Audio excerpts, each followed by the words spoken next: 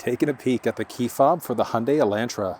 Now, this is the N trim level of the vehicle, and it's also the manual transmission, but the only difference between the manual versus the automatic is that you'd also have remote start available.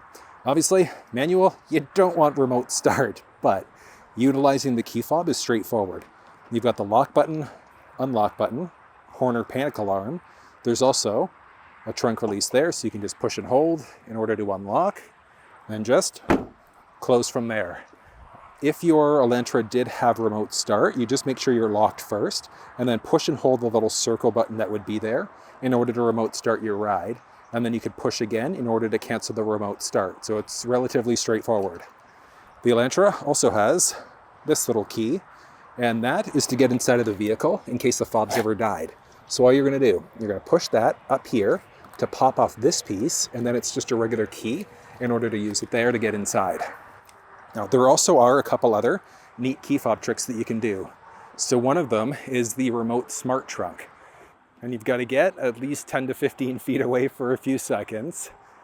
And as long as you've got the key fob on you, just going to walk up to the back end here. And there's kind of like a Goldilocks like sweet spot. So not too far away, not too close. Look at that. Trunk pops open automatically. So a nice smart trunk feature. There is one other cool trick, and that's utilizing the key fob to roll the windows down.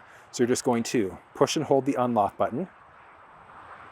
And that's down it goes, and that's just going to be the driver's side window, push and hold in order to continue the process. So if you release the unlock button, it's going to stop it.